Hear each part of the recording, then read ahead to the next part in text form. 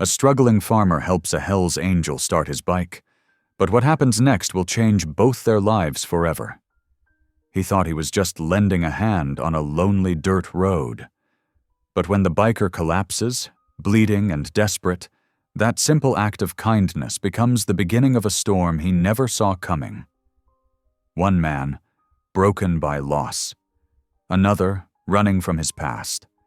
Both trapped in a world that's taught them not to trust anyone. As the engines roar and secrets come crashing in, their lives collide in a way that tests everything. Faith, loyalty, and what it really means to be a good man in a cruel world. Because when the past rides back into town, forgiveness might be the only thing strong enough to save them both. But how far would you go to save a stranger who could destroy everything you have left? Drop a comment below and share which part of the world you're tuning in from today. If you enjoy stories like this, don't forget to subscribe for more. The sun had already climbed high over the Alabama sky, spilling light across miles of dry earth that hadn't tasted real rain in months. Ezekiel Turner wiped the sweat from his brow with the back of his arm and stared at the tractor sitting stubborn and dead in the middle of his field. The old green machine had been his father's before him, patched together more times than he could count. But this morning, as the engine gave one final cough and a puff of black smoke, it sounded like a man giving up his last breath. Zeke kicked at the tire and muttered, "Come on, old friend." Not today.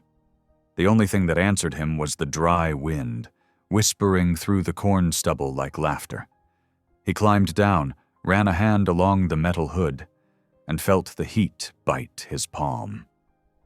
The land stretched around him in every direction, wide, cracked, stubborn, and quiet. He'd been fighting this soil since he was 16, just like his father had, just like his grandfather who'd first worked it with his bare hands after the war.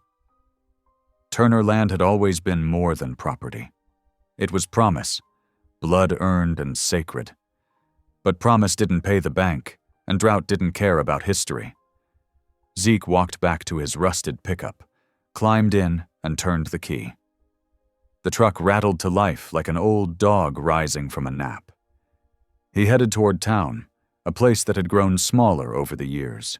One grocery store, a gas pump, a church, and a diner that still served cornbread so sweet it could mend a man's bad day.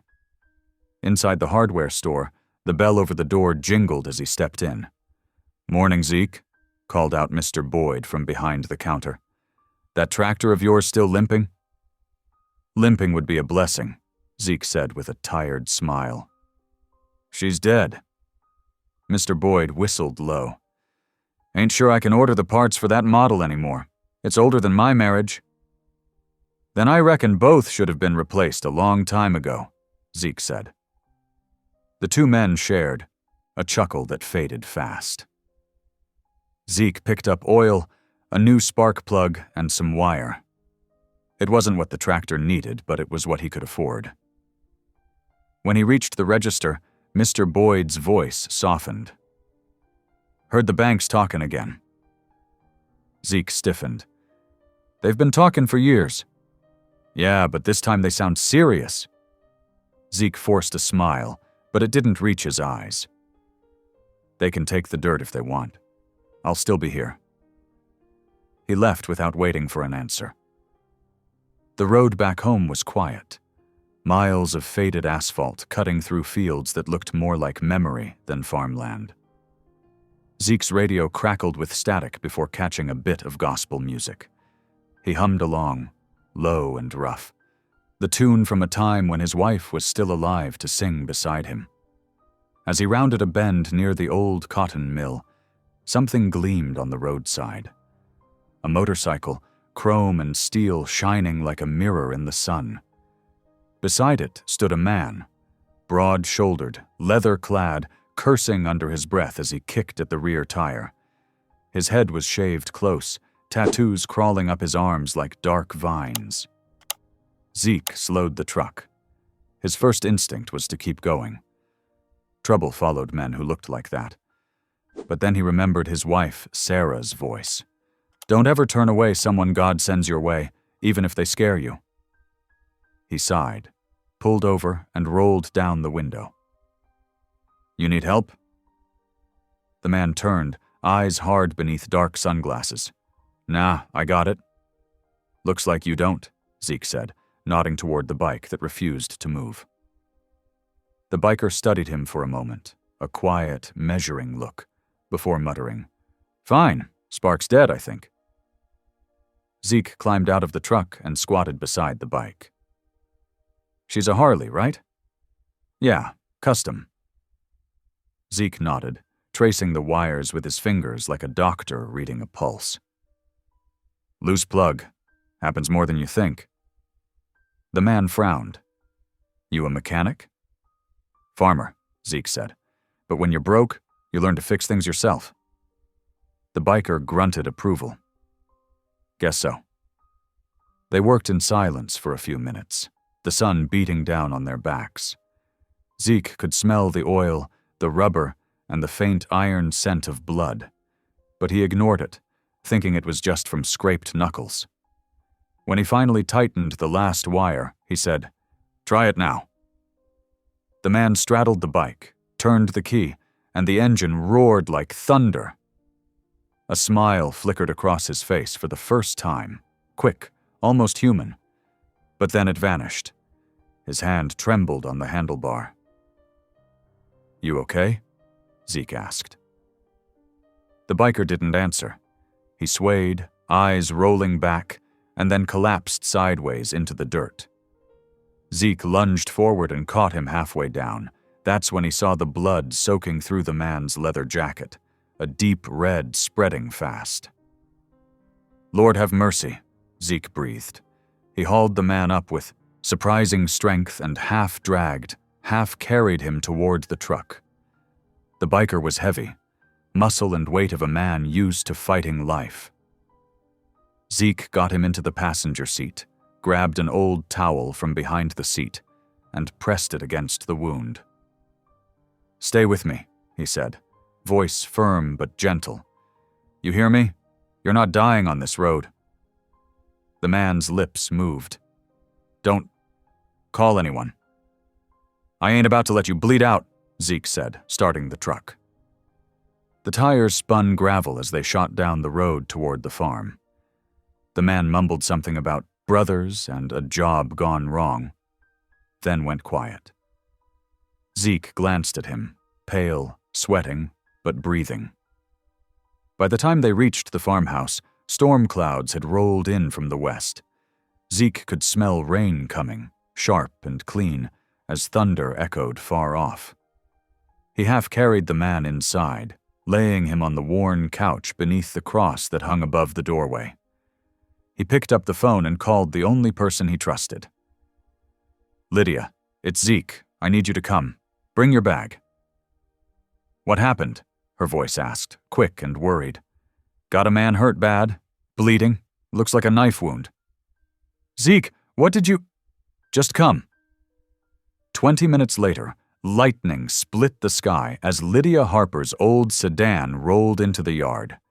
She burst in, soaked and panting, her hair clinging to her face. She took one look at the biker and froze.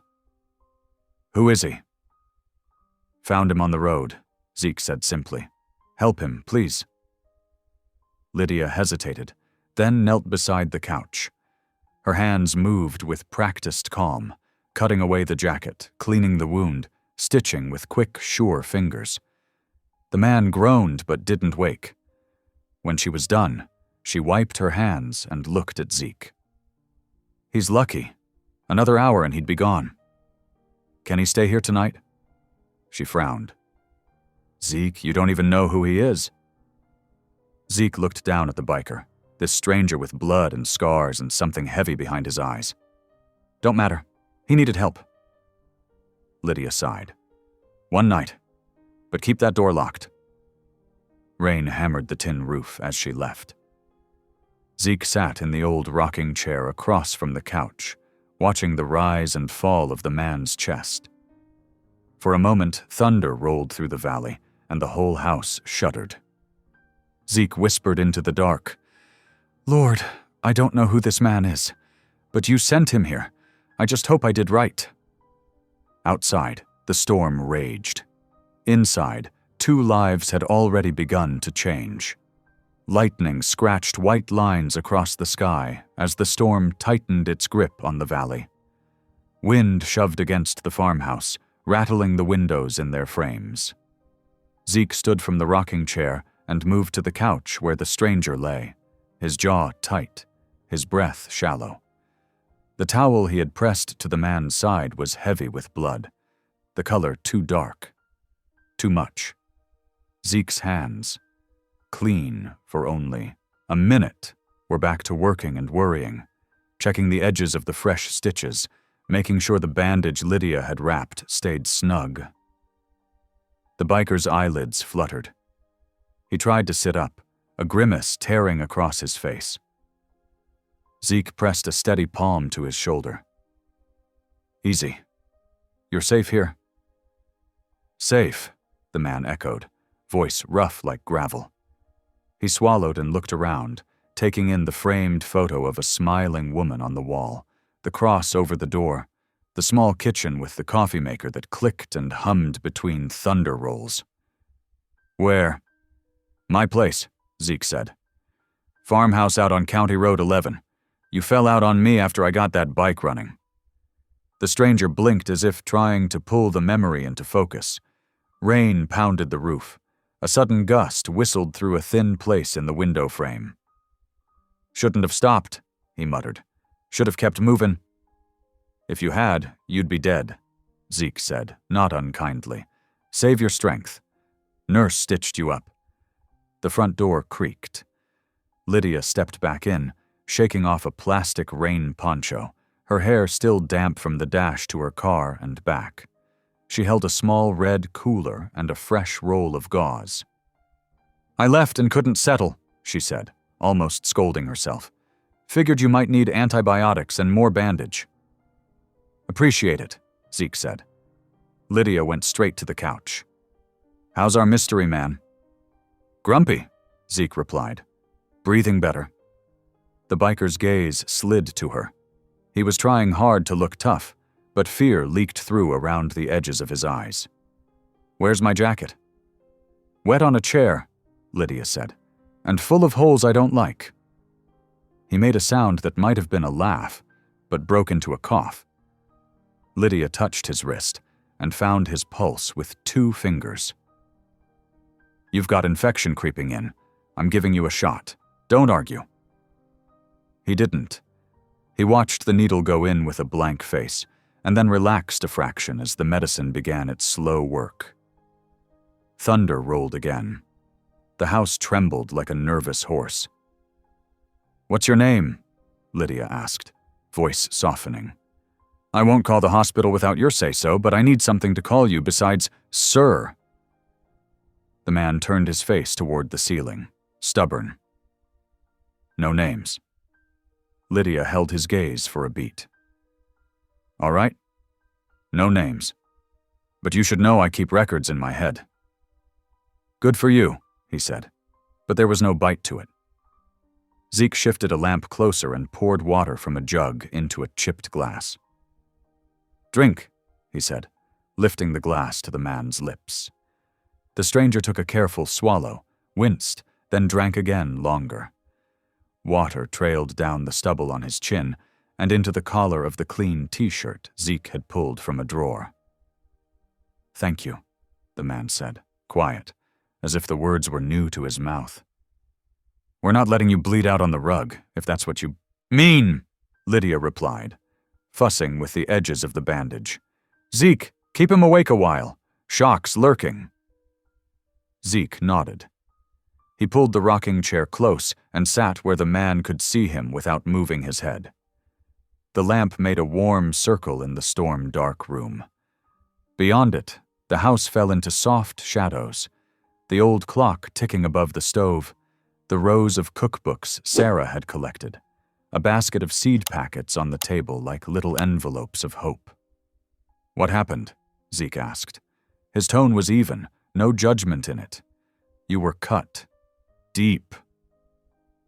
The biker's eyes flicked to the door and then back to Zeke. He looked like a cornered animal deciding if the hand stretched toward him was safe. "Job went wrong," he said at last. "Men I rode with ain't men I want behind me now."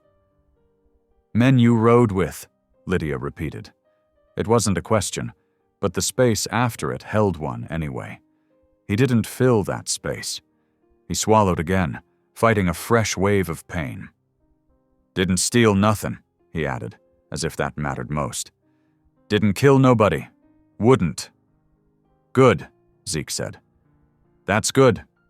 Wind banged something loose on the porch. The biker flinched. Zeke rose, crossed the room in 3 long steps, and latched the deadbolt.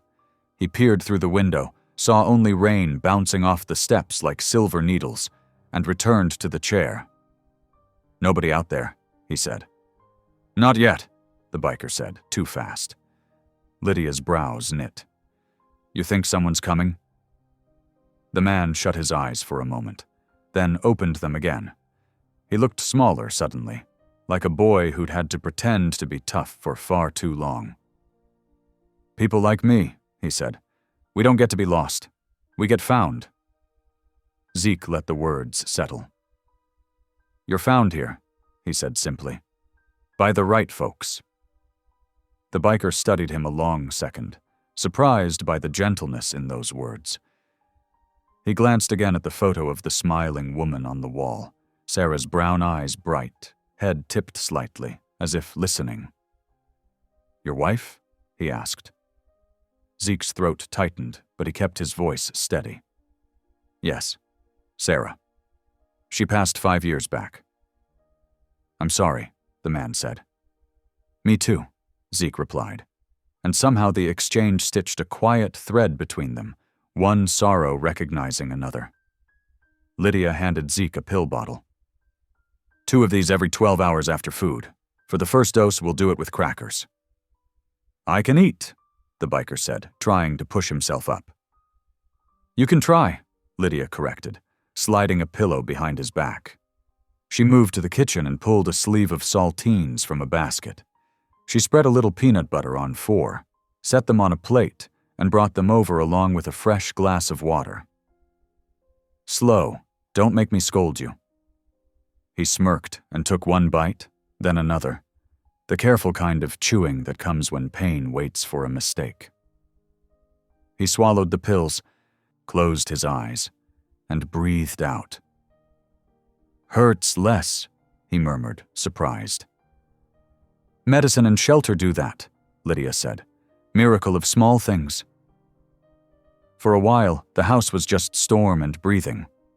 Zeke got up to add a log to the wood stove.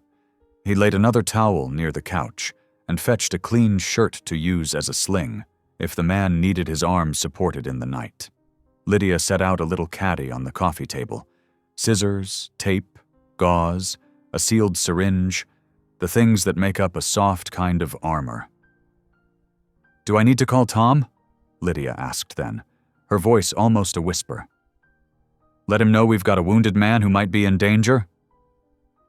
Zeke kept his eyes on the firebox a moment longer. "Not yet." He turned to look at the biker. "Do you want the sheriff?" The man's jaw flexed, then loosened. "Law can't fix this," he said. "I'm not their kind of problem." "Everybody's somebody's problem," Lydia said, not unkindly. "But fine, not tonight." He nodded once, grateful for the small mercy of not being handed off like a burden. Midnight came like a long sigh. The storm pressed less hard against the walls. The rain deepened from a drumbeat to a steady pour. Zeke brewed coffee because that's what he did when there was more night than strength. He poured a little into a mug for himself and heated milk for Lydia, who cupped it like a child and smiled at the warmth. "You can take the guest room," Zeke told her. "Second door down. Sheets are fresh." She hesitated, eyes flicking to the couch. "I'll stay out here for a while," she said. "If his fever rises, I want to catch it early." Zeke nodded and pulled a quilt from the hall chest. It was one Sarah's mother had sewn, squares from faded shirts and dresses, colors that held stories. He spread it over the biker with gentle hands. The man's eyes half opened, confused, then softened at the feel of the worn cotton. "This is a home," he said, like the word surprised him. "Yes," Zeke answered. "It is." The clock ticked, the stove hummed. Outside, the rain softened, like the sky had finally cried itself empty. Lydia wrote notes on a scrap.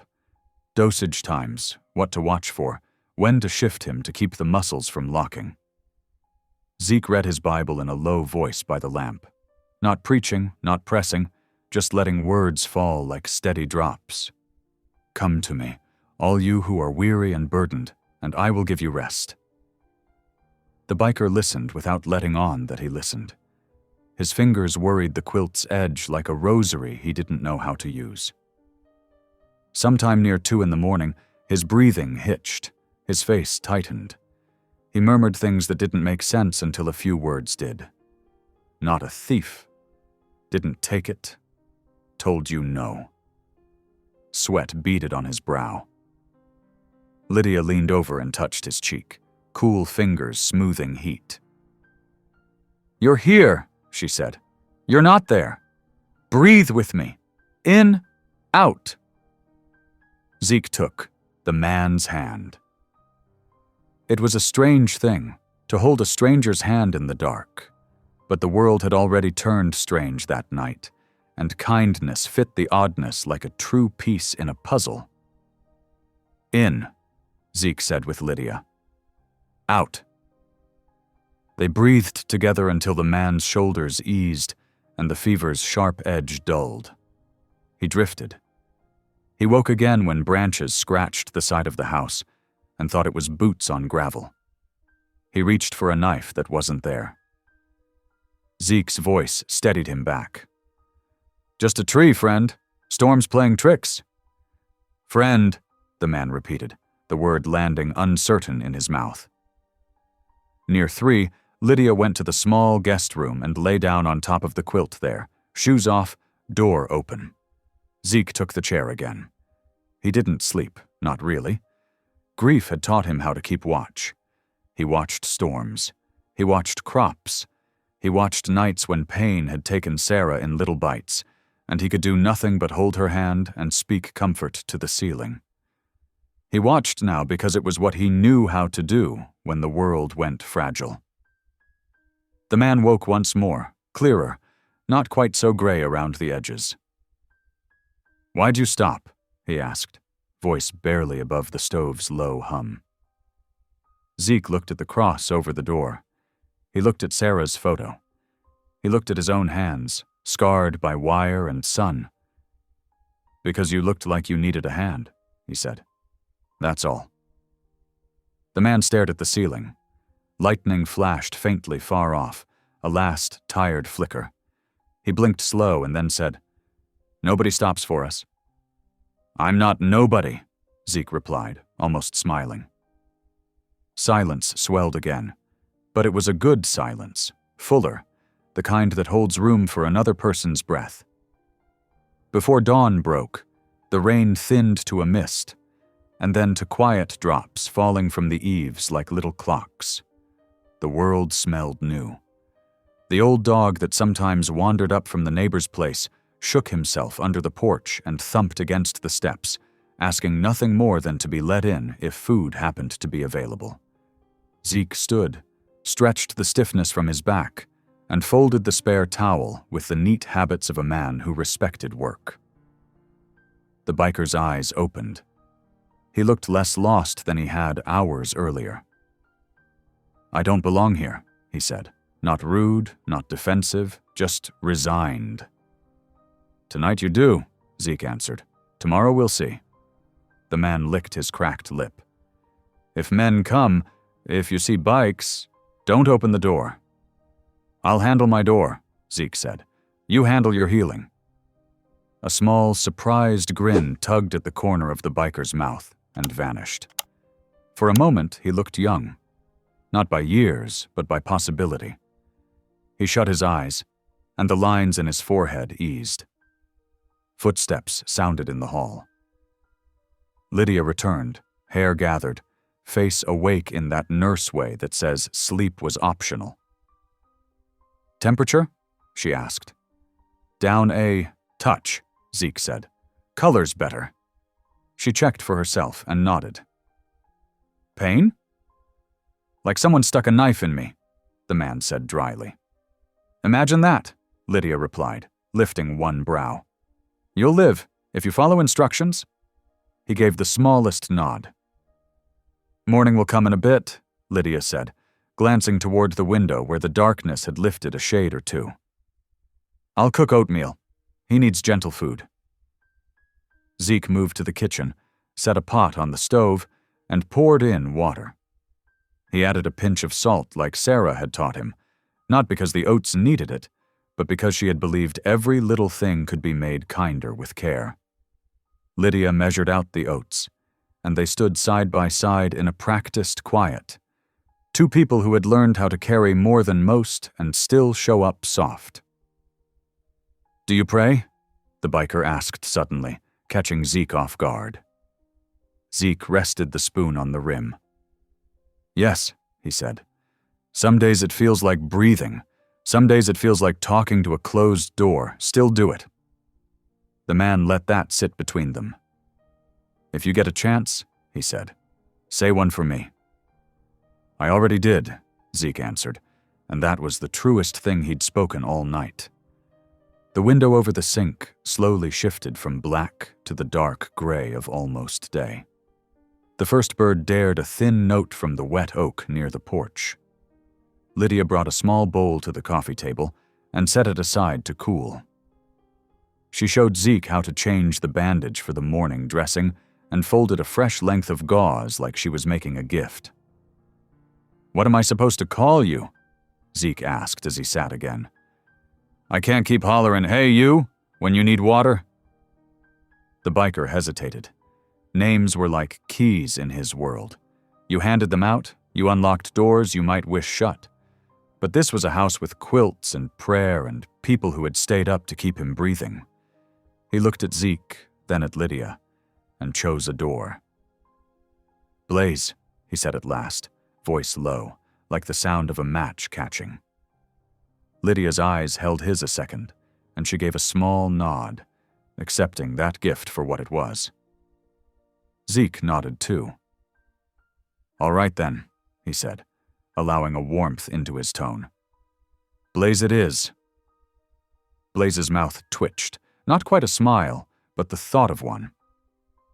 He glanced toward the window again, where the light was lifting a little more, revealing the yard, muddy, rutted, oddly beautiful under a coat of rain. "I didn't mean to bring trouble to your door," he said.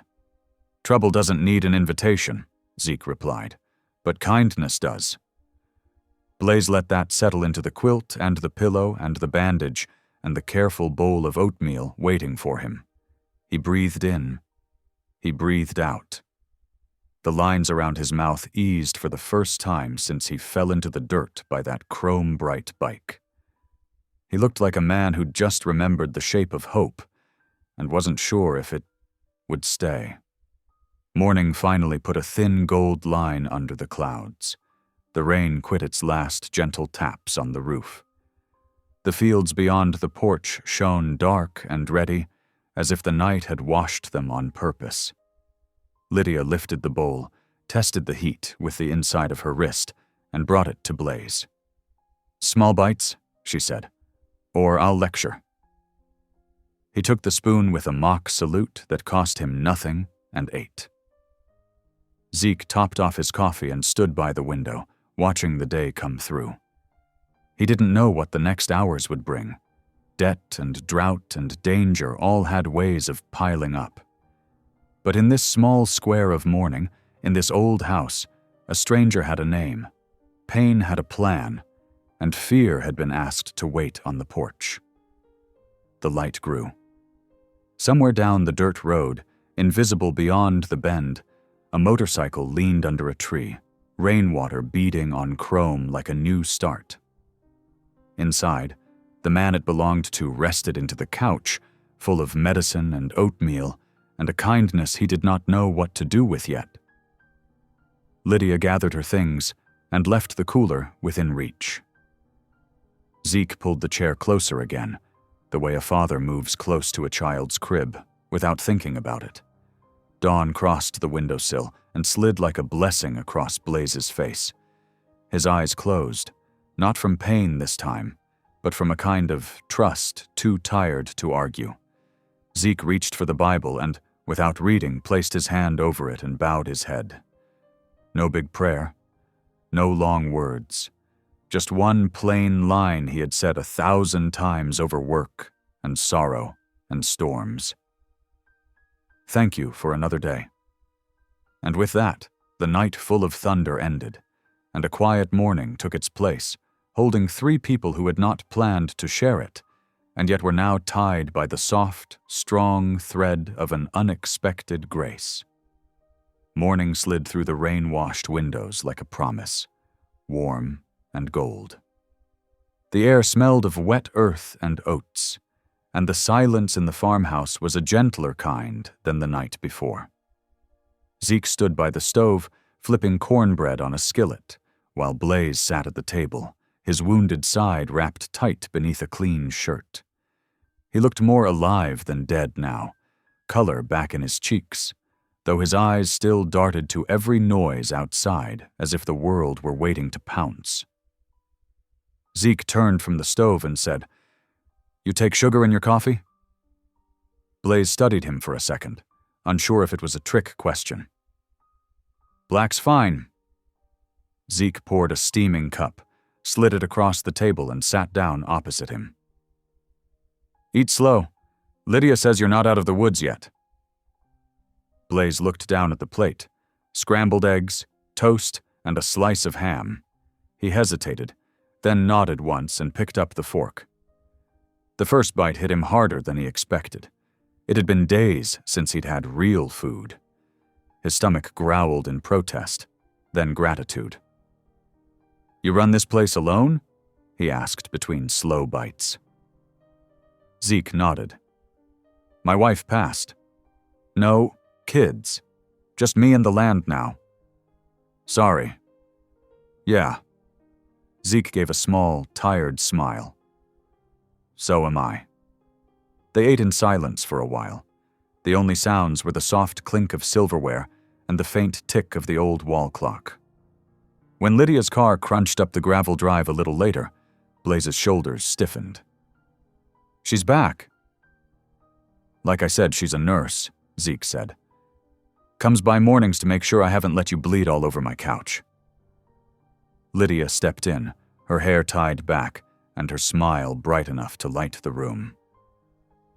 "Morning, gentlemen. I see someone's up and chewing." "Barely," Blaze muttered. She set her bag down and crossed her arms. "You're lucky you're chewing at all. Let me see that bandage." Blaze frowned.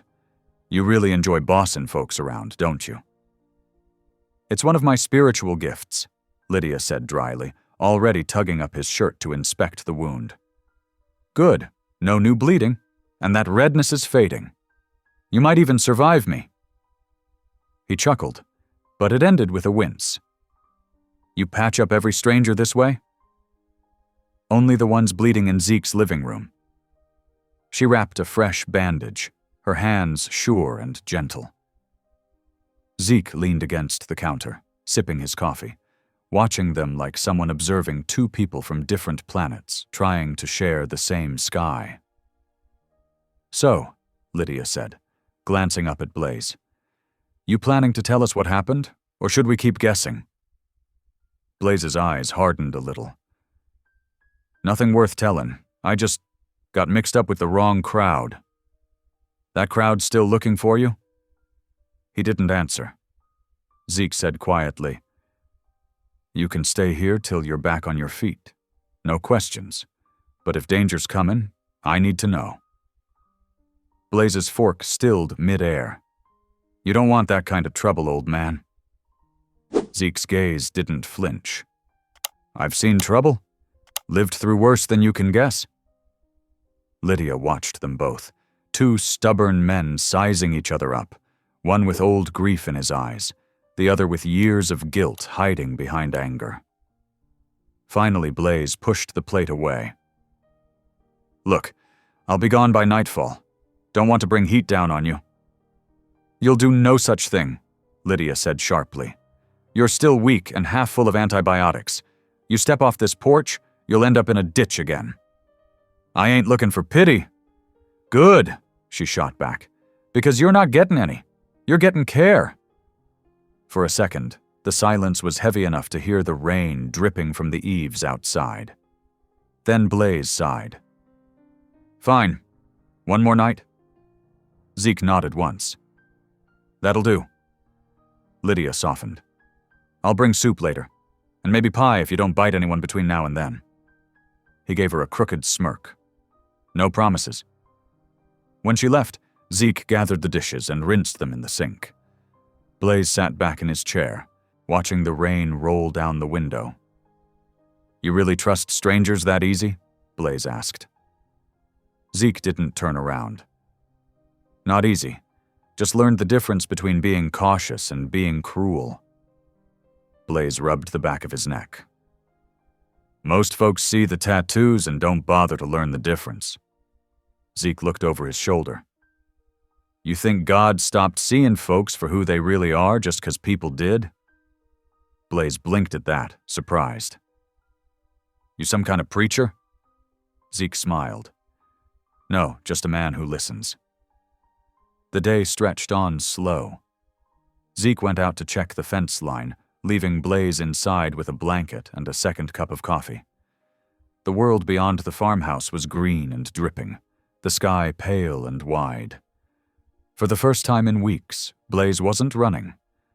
The quiet pressed around him. Strange, unsettling, yet peaceful. He looked at the family photo on the wall again. Zeke, his late wife, and a small farmhouse behind them, smiling like they owned the sun. Something in that picture hit him harder than he expected. He'd had a photo once, too, of a boy he barely knew and a woman he'd ruined things with long ago. Blaze shut his eyes. He could almost hear the Harley engines in the distance, could almost smell the exhaust and gun oil. His old life wasn't gone. It was circling. When Zeke returned that evening, Blaze was dozing on the couch. He'd found an old guitar in the corner and strummed soft, hesitant notes before sleep took him. Zeke smiled faintly and tossed another log into the stove. The sound of gravel tires made him glance out the window. Lydia's car pulled up again, headlights cutting through the dusk. She stepped out with a basket in one arm and a pie in the other. "I come bearing chicken soup and mercy," she said as she stepped in. "How's our patient?" "Better," Zeke said. "Tried to play my old guitar. Sounded like the strings were begging for forgiveness." Lydia laughed softly and went to check on Blaze.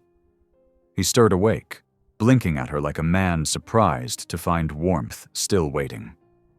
"Dinner," she said, holding out a bowl. He took it, his hands steady this time. "You really don't quit, do you?" "Not on people who need help," she said. The three of them ate together at the table, the nurse, the farmer, and the outlaw. It was awkward at first, but as the night went on, something quiet and good began to take root between them. After supper, Blaze helped Zeke wash dishes, insisting he could stand long enough to do it. Zeke handed him a towel. "You keep acting like that, I'll have to start paying you rent." Blaze snorted. "You couldn't afford me." "Maybe not, but I can afford to be kind." They shared a laugh, small, real, the kind that carries more healing than medicine. When Blaze finally lay down that night, staring at the ceiling, he felt something shift inside him. He didn't know what to call it, peace, maybe, or the start of it. But deep down, he knew this quiet wouldn't last forever. Because out there, past the rain and the hills, somebody was bound to come looking. And when they did, they wouldn't be knocking to say thank you. The rain had stopped, leaving the air heavy with the smell of wet clay and pine.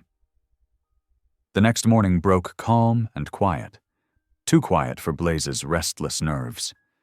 He sat on the porch, a borrowed flannel draped over his shoulders, watching steam rise from the muddy fields. Zeke's old dog had wandered up at dawn and lay now at Blaze's boots, tail thumping whenever he moved. Inside, Zeke hummed low under his breath as he poured coffee into 2 tin mugs. He carried one out, handed it to Blaze, and lowered himself onto the porch step beside him. For a while, they just sat there, 2 men who didn't owe each other a word, sharing the same sunrise. "You get any sleep?" Zeke finally asked.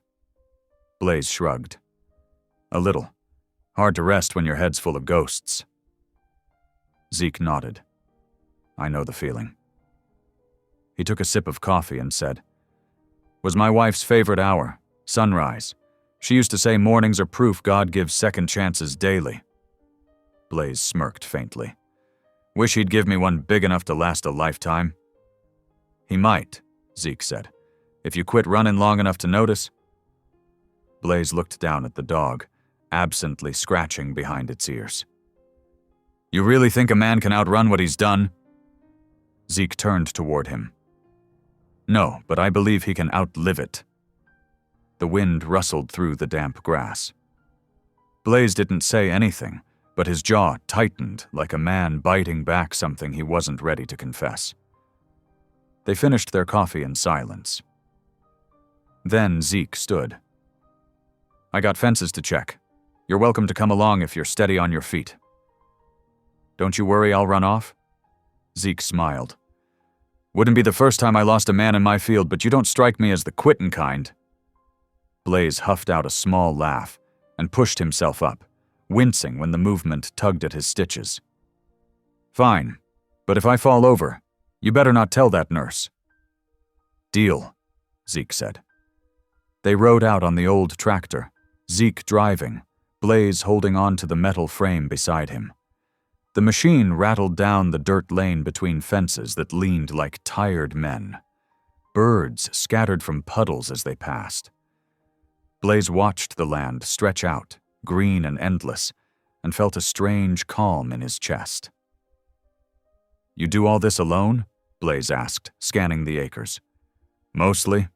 Got a few good neighbors' help when I'm short-handed. Used to have church folks too, but most moved on after Sarah died." "You still go?" Zeke's hands tightened slightly on the steering wheel. Sometimes I just talk to him out here." Blaze looked toward the horizon, then said quietly, "Never been much good with church. Folks there got long memories and short mercy." Zeke nodded. "People forget God ain't in the pews. He's in the hearts trying to do right." They reached the far fence line where a section had fallen. Blaze hopped down, ignoring the ache in his side, and helped lift a post upright. Zeke handed him wire, and together they pulled it tight. The simple rhythm of work, lift, twist, hammer, breathe, steadied them both. "Feels good," Blaze admitted after a while. "Working with my hands again. Haven't done that in years." "Man needs purpose," Zeke said. "Otherwise he just drifts." Blaze leaned on the fence post, sweat darkening his shirt. "Drifting's what I've been good at." Zeke gave a low chuckle. "Ain't too late to learn something else." By the time they got back to the farmhouse, the sun was high, and Lydia's car was parked out front. She stood on the porch with a hand on her hip, frowning. "You two look like you've been through a war." Blaze grinned, wiping his forehead. "He's a tough boss." "You're supposed to be resting," she scolded, walking up to him. "You pop those stitches and I'm sewing you up with fishing line next time." Zeke hid a smile as he went inside to wash up. Lydia followed Blaze into the kitchen, checking his side again while he leaned against the counter. "You men are impossible," she muttered, unwinding his bandage. "Yeah, but you keep showing up anyway," Blaze teased. She shot him a look that was equal parts irritation and amusement.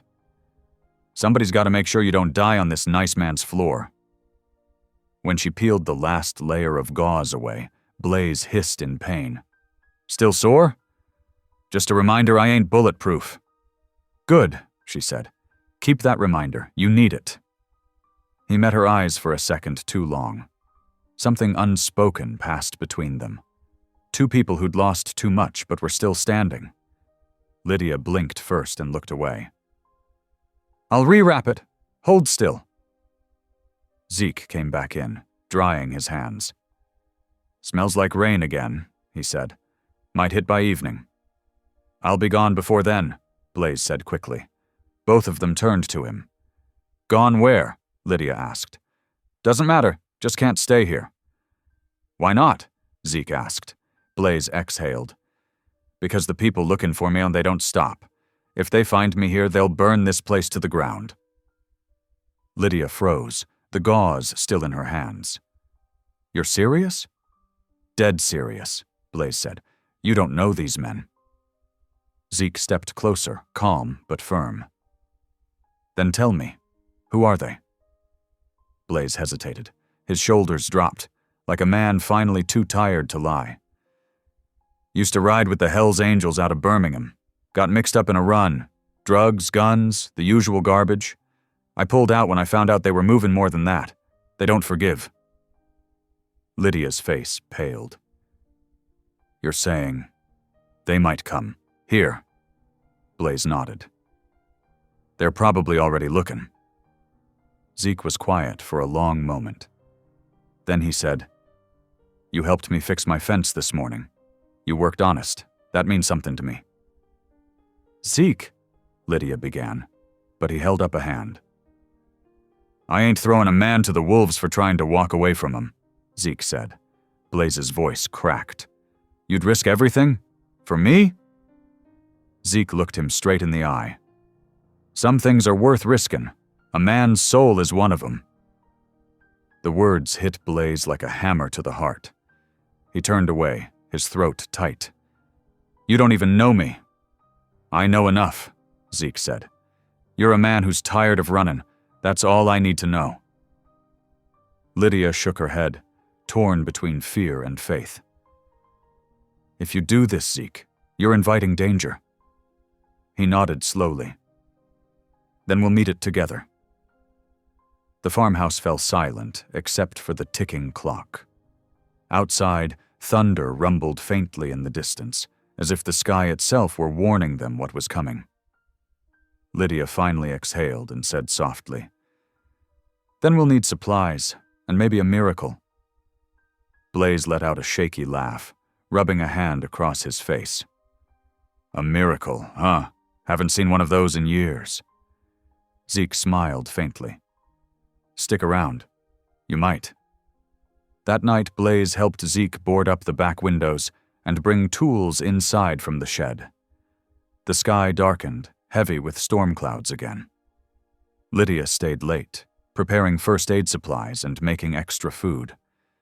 When she finally stood at the door to leave, she looked back at both men, the farmer with quiet faith and the biker with haunted eyes. "Be careful," she said softly. "We'll manage," Zeke promised. When the door closed, Blaze sat back on the couch, exhaustion pulling at him. He stared into the dim light of the lamp and whispered, "You don't owe me this." Zeke sat across from him, folding his weathered hands.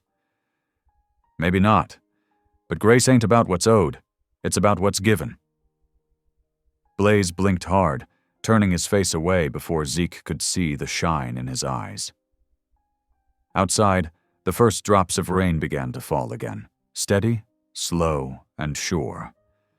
Inside, two men waited, not knowing that before long, this small farmhouse would become the center of a storm far greater than the one outside. The morning after the storm broke clear and bright. Sunlight spilled across the wet fields, turning the puddles into mirrors. Birds sang from the fence posts like nothing bad could ever touch the earth again. Blaze stepped out onto the porch, his boots sinking slightly in the mud, and breathed in the smell of pine and wet soil. It felt clean. Too clean for a man like him. Zeke was already in the yard, a work hat pulled low and gloves on.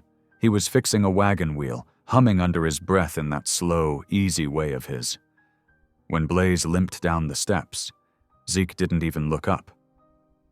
"You eat. Breakfast?" "Yeah," Blaze said, holding up a half-eaten biscuit. "Thanks for leaving the good stuff." Zeke chuckled. "You want work? There's plenty." Blaze tilted his head. "You sure you trust me with tools?" Zeke stood, handed him a pair of work gloves, and said simply, "Trust's something I give first. What you do with it decides if you keep it." Blaze stared at the gloves for a second before slipping them on. "Guess I better earn it then." They started with the broken fence near the orchard. The boards had come loose from the wind, and one post had splintered clean in half. Zeke taught Blaze how to brace and rewire the slats, showing him the little tricks that made the work easier. The angle to drive a nail, how to twist wire tight without cutting it. Blaze picked it up fast. His hands were rough, practiced, built for labor. "You worked construction before?" Zeke asked. "Mechanic, bikes mostly. Worked a few jobs before that too, none legal." Zeke nodded, not judging. "You're good with your hands?" "Yeah, my old man said that once, right before he told me I'd waste 'em." "Did you?" Blaze paused. "Yeah, for a long time." Zeke wiped sweat from his brow. "Then maybe it's time you started building instead of breaking." For the rest of the morning, the two men worked side by side, repairing fences and clearing debris. The rhythm of the work steadied Blaze's restless mind. Sweat ran down his temples. The ache in his ribs reminded him he was alive, and for once, that didn't feel like punishment. When they finally took a break, Zeke handed him a mason jar of lemonade. Blaze sat on the fence rail, watching the clouds drift lazy across the sky. "You ever think about leaving this place?" he asked. Zeke smiled faintly. "Every winter. But then spring comes, and I remember this land's part of me." "Still gotta be lonely?" Zeke's eyes softened. "Sometimes. But loneliness ain't the same as being alone. I got work. I got purpose. That's enough most days." Blaze sipped the lemonade. "Wish I could say the same." "You could," Zeke said, looking at him, "if you wanted to." Before Blaze could answer, a small voice called out from the road, "Mr. Turner, wait up!" Zeke turned, smiling as Evan, Lydia's nephew, came running down the lane, a fishing pole in one hand and a grin too wide for his face. "Hey there, Evan. What brings you out this way?"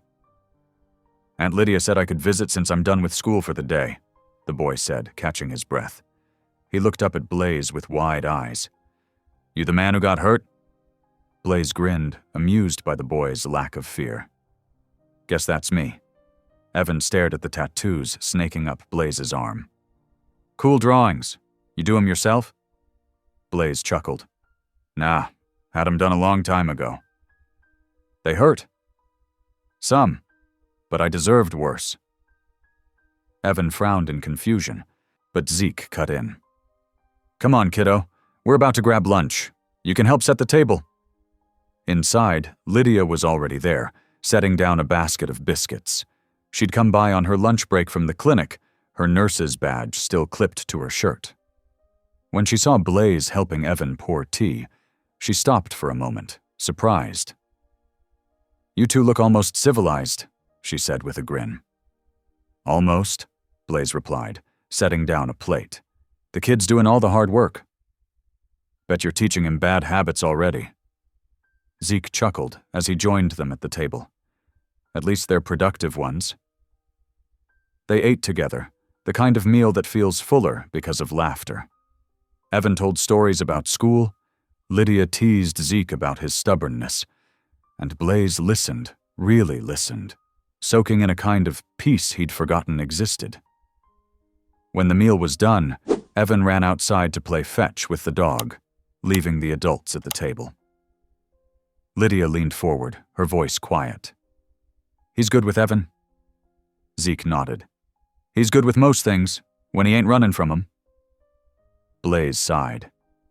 Don't start talking like I'm some redemption project. Lydia smiled softly. Who said you needed to be?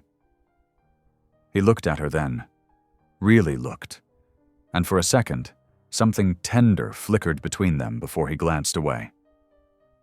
You all are something else, you know that? Ain't met people this kind in a long time. Zeke stood, gathering dishes. Kindness ain't weakness, Blaze. It's the hardest kind of strength. Later that afternoon, as the sun dipped lower, Blaze found himself out by the barn, fixing a broken hinge. Zeke joined him, handing over nails without a word. The quiet was comfortable now, the kind that meant trust had started to grow roots. After the hinge was fixed, Blaze leaned against the barn door. Zeke, why'd you really let me stay? Zeke wiped his hands on a rag. My wife used to tell me not to turn away a soul God sends my way, even if they scare me. I've tried to live by that. Blaze swallowed hard. You ever think maybe God sent the wrong man this time? Zeke looked at him and said, Don't believe he makes mistakes.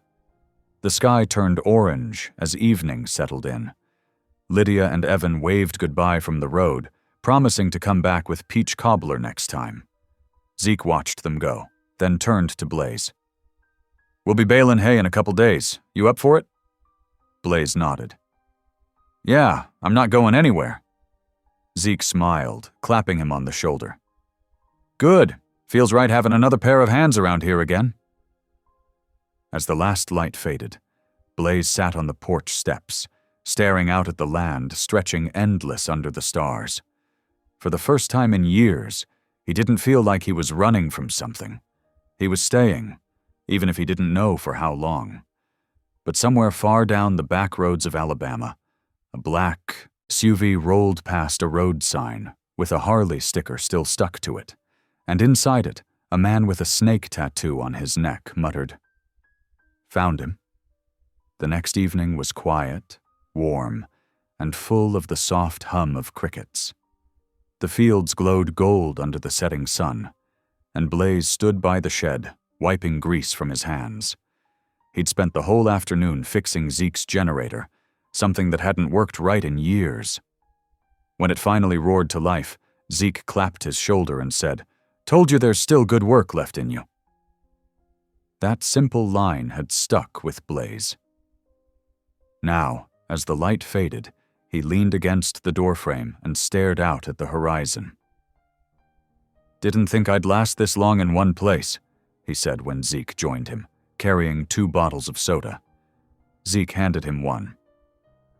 Guess the land has a way of settling men down, even the restless ones. Blaze chuckled softly, twisting off the cap. Restless is one word for it. My old crew had other names. Zeke waited, not pushing. I rode with men who didn't care if you lived or died, Blaze said after a long pause. They'd burn down the world if it meant another dollar. I thought I was tough. Thought that made me free. Turns out I was just chained to different ghosts. Zeke's voice was gentle. And now? Blaze stared at the dirt, kicking a pebble with his boot. Now I'm tired of ghosts. The 2 men stood in silence. The air smelled like hay and rain, and the sky stretched wide above them. After a moment, Zeke said, You ever pray, Blaze? Blaze gave a crooked smile. Last time I prayed, I was locked in a cell, asking God not to let me kill the man who got me there. Zeke smiled faintly. He answered, didn't he? Blaze blinked, surprised. Yeah, guess he did. They both laughed quietly, the sound easy and real. Later, Lydia and Evan arrived for supper. Evan ran to Blaze with a grin, holding up a small model plane. Look, Blaze, I built it myself. Blaze knelt, taking the toy carefully. You did good, kid. Real good. Lydia watched them, a soft smile curving her lips. Blaze looked up and caught her gaze for a second. She looked away quickly, pretending to check the stew on the stove. At the table, they ate together, laughter and stories filling the spaces where silence used to live. Zeke shared tales of Sarah, and Lydia spoke about her late husband. Blaze listened quietly, a man learning the language of peace. When night fell, Zeke went out to close the barn door. That's when he saw it, a black SUV parked far off near the tree line. Its headlights flashed once, then went dark. Zeke's heart thudded hard. He walked back inside, trying to keep his voice calm. "Blaze," he said quietly, "think your ghosts just found you?" Blaze looked out the window and saw the faint shape in the distance. His jaw tightened. "Then I guess I better stop running." Zeke nodded. "We'll face him. Together." Blaze met his eyes. For the first time in years, he didn't feel alone. That night, the air was thick and still, the kind that made every sound louder than it should be. Crickets went silent all at once, as if they knew something was wrong. Zeke sat at the kitchen table, pretending to read his Bible, but his eyes kept flicking to the window. Blaze paced the living room, shoulders tight, hand never far from the knife on his belt. "You sure it was them?" Zeke asked quietly. "Yeah," Blaze said. "Black SUV, tinted windows. That's how they roll when they're hunting." Zeke rubbed his chin. "They know where you are?" "Maybe not yet, but they will." The old dog started barking outside, sharp and wild. Blaze was at the window in seconds. "Too late," he muttered. Headlights flared across the field, cutting through the dark. Then came the sound of engines, 3 of them, deep and rough. Motorcycles. Zeke's heartbeat quickened, but his voice stayed calm. "Get in the back, lights off." Blaze nodded. "They won't just knock." The 2 men moved fast, closing curtains, dousing lamps. Zeke grabbed his old rifle from the cabinet, a family heirloom more than a weapon. But it would have to do. Blaze crouched low by the door, peering through the small crack in the curtain. 3 bikes rolled up near the fence, engines rumbling low. The men dismounted. Shadows moved between flashes of headlight, leather jackets, heavy boots, one carrying a gas can. "Lord," Zeke whispered, "help us stand our ground." Blaze tensed. "They're gonna burn the barn." "No," Zeke said. "Not if we can stop them." They slipped out the back door into the night, moving through the tall grass. The smell of gasoline hit first, sharp, dangerous. One biker was already splashing it across the barn door. Blaze's fury rose like a storm. He grabbed a chunk of wood and hurled it. It hit the man square in the back. The biker spun, cursing as Blaze charged forward. The 2 clashed hard, fists flying. Zeke fired a warning shot into the air, the crack splitting the silence. The other 2 bikers froze, then turned toward the noise. "Get back," Zeke shouted. "This land ain't yours to ruin." For a moment, it worked. Then one of the men rushed him. Zeke swung the rifle like a bat, knocking the biker to the ground. Blaze punched the one he'd tackled, blood spraying in the moonlight. Sirens echoed faintly in the distance. Lydia must have called the sheriff when she heard the shots. The remaining biker shouted to his crew, "We'll finish this later." They scrambled onto their bikes, engines roaring as they sped off into the dark. Blaze stood over the fallen man, breathing hard. "You all right?" Zeke asked. "Yeah," Blaze said, voice hoarse. "Barn's safe." Zeke looked at the spilled gas glistening in the dirt. Could have gone bad real fast. Blaze nodded. "It's gonna get worse before it gets better." Zeke met his eyes. "Then we'll be ready." The sirens grew louder, red and blue lights flashing through the trees. But inside Zeke's chest, something stronger than fear was burning. Faith, fierce and steady, and beside him, Blaze finally looked like a man who'd stopped running. The next morning came too quiet. Smoke still hung in the air from the night's fight, and the fields felt heavy, like the earth itself was holding its breath. Blaze sat on the porch steps, a cold rag pressed to his split lip. Zeke brought him coffee and a steady look that said more than words. "They'll be back," Blaze muttered. "Then we'll be ready," Zeke said simply. But the calm didn't last. By afternoon, Blaze insisted on going into town. "We need supplies," he said. "Rope, nails, more bullets. Can't have you fighting off devils with just a sermon and a prayer." Zeke frowned. "You sure it's safe?" Blaze gave a crooked smile. "Ain't been safe in a long time." He borrowed Zeke's old pickup, promising to be back before sundown. As the truck rattled down the road, Zeke stood on the porch, watching until it disappeared around the bend. A faint unease stirred in his chest, the kind that whispers before trouble shows itself. Hours passed. The sun dipped low, painting the sky red and gold. Still no Blaze. Zeke's gut twisted. He tried calling the small hardware store. No answer. The old phone line crackled with nothing but static. Then, as the first stars began to rise, the phone finally rang. Zeke snatched it up. "Blaze?" A voice he didn't recognize growled, "We got your friend." The line went dead. Zeke froze, the sound echoing in his head. He grabbed his jacket and keys, but before he could step out, headlights flashed across the yard. Lydia's car skidded to a stop, dust flying. She jumped out, eyes wide. "I heard... What happened?"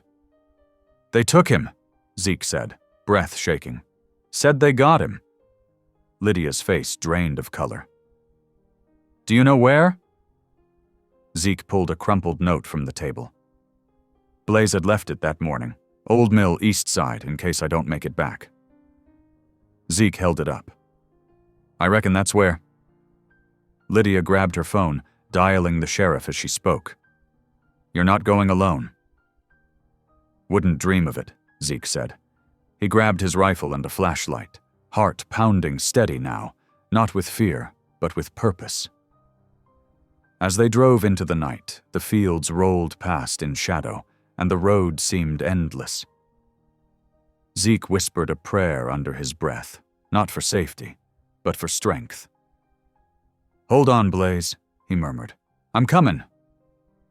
The truck's headlights cut through the dark, and somewhere ahead, a fight for redemption waited in the hollow of an old mill. The old mill stood at the edge of the woods, silent except for the hum of crickets and the distant creak of chains swaying in the rafters. Zeke parked the truck 100 yards out and killed the lights. The place looked half dead, windows shattered, roof sagging, but inside, faint yellow light glowed through the cracks. He turned to Lydia. "Stay here. If things go bad, call the sheriff." She gripped his sleeve. "Zeke, don't you do anything foolish." He gave a small, steady smile. "Ain't foolish if it's right." Zeke moved through the trees, his boots sinking in damp leaves. Inside the mill, muffled voices echoed, rough laughter, and Blaze's name spat like a curse. He crept closer, peering through a broken plank. Blaze was tied to a chair, blood streaked across his cheek, his head hanging low. "Where's the cash, Blaze?" one man growled. "Told you," Blaze rasped. "Didn't take your money." The leader, Big Ray, built like a wall and wearing a leather vest heavy with patches, backhanded him hard. "Liar." Zeke's hands shook, but his heart steadied. He stepped inside, rifle raised. "That's enough." All heads turned. The gang froze, startled by the farmer standing in the doorway, his eyes fierce beneath his hat. "You're trespassing," Zeke said, "and you're done hurting my friend." Big Ray laughed. "Old man, you got no idea who you're talking to." "I know who you are," Zeke said, "and I know what you ain't. A man worth fearing." Blaze seized the moment, lunging forward, knocking his chair to the side. The room exploded into chaos. Shouting, gunfire, boots scraping wood. Zyke fired once into the air, the blast deafening. Police sirens wailed in the distance. Lydia had done her part. Big Ray turned to run, but Blaze tackled him, a final surge of strength in his battered body. A gun went off. Blaze staggered, falling into Zeke's arms. "It's over," Zeke whispered. "You're safe now." Outside, flashing red and blue lights painted the walls, and the long night began to end. Blaze woke in a white hospital room, weak but breathing. Zeke sat beside him, hat in hand, eyes tired yet full of peace. Lydia stood at the foot of the bed, her smile soft and trembling. "You made it," she whispered. Blaze's voice cracked. "Didn't think I would." Zeke reached over, gripping his hand. "Guess God had other plans." Outside, morning light spilled through the window, painting the room in gold. For the first time in years, Blaze felt something clean in his chest, hope. And when Lydia said, "You're home now," he finally believed her. 2 months later, the farm was alive again. Golden rows of wheat swayed beneath the summer sun, and Blaze worked beside Zeke, slower but stronger. Laughter filled the air, Lydia and Evan helping load hay, the smell of bread drifting from the kitchen. Blaze paused, watching Zeke wipe sweat from his brow. "Never thought I'd find peace in a place like this," he said. Zeke smiled. "Peace finds those who quit running from it." As evening settled, Blaze looked across the fields, his new beginning shimmering in gold. For the first time, he felt free. Late summer sunlight washed the farmhouse in a soft, golden glow. The air was sweet with cut hay and honeysuckle. Blaze leaned against his rebuilt Harley, the chrome gleaming like new. Zeke stood on the porch, mug in hand, watching with quiet pride. "You finally got her running again," Zeke said. "Yeah," Blaze replied, grinning. "Didn't think I'd ever ride her again." Lydia stepped outside with Evan, who waved a hand toward the sky. "Take her for a spin, Blaze." Blaze looked at Zeke. "You coming?" Zeke chuckled. "I'll pass. Somebody's got to keep this place standing." Blaze smiled, then hesitated. "Guess this is goodbye." Zeke shook his head. "No, son. Just another beginning." Those words sank deep. Blaze slipped on his helmet, but before starting the engine, he turned back. "You saved my life, Zeke. Not just from them, from myself." Zeke's eyes softened. "Wasn't me, Blaze. That was Grace." The bike rumbled to life, the sound echoing across the valley. But instead of roaring away, Blaze circled the drive once, then parked beside the porch again.